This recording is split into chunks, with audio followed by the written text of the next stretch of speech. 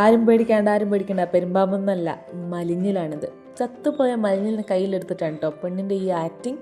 ഈ മലിഞ്ഞിലിനെ കിട്ടിക്കഴിഞ്ഞാൽ മുറിക്കുക എന്നുള്ളതാണ് ഏറ്റവും വലിയ ടാസ്ക്. ആദ്യം തന്നെ അതിനെ തൂക്കിലേറ്റണം. തൂക്കിലേറ്റ് കഴിഞ്ഞിട്ട് 2 സൈഡിലുള്ള ചെറുക്കൊക്കെ നല്ല വെട്ടിക്കളഞ്ഞ് വസ്ത്രാക്ഷേപമാണ് അടുത്ത സെക്ഷൻ. ശരിയോ തെറ്റോ എന്നറിയില്ല, മലിഞ്ഞിലിൻ്റെ തോല് ശ്വാസം മുട്ടുകളുള്ളവർക്കൊക്കെ കഴിക്കുന്നത് നല്ലതാണെന്ന് പറഞ്ഞു കേട്ടിട്ടുണ്ട് കേട്ടോ. തോലക്കുരി നല്ല സുന്ദര കുട്ടപ്പനാക്കിയതിന് ശേഷം തല അങ്ങോട്ട് കണ്ടിച്ച് കളയുക. എന്നിട്ട് ചെറിയ ചെറിയ കഷ്ണമാക്കി മുറിച്ചിട്ട് നല്ല രീതിയിൽ കഴുകുക. ആവശ്യത്തിന് ഉപ്പ്, മുളക് പൊടി, മഞ്ഞൾപ്പൊടിയൊക്കെ ഇട്ട് കുഴയ്ക്കുക. കുരുമുളക് പൊടി മസ്റ്റാണ്, കുറച്ച് നാരങ്ങ നീരും. എന്നിട്ട് ഫ്രിഡ്ജിൽ കുറച്ച് നേരം വെക്കുക. നല്ല രീതിയിൽ ചട്ടി ചൂടാകുക.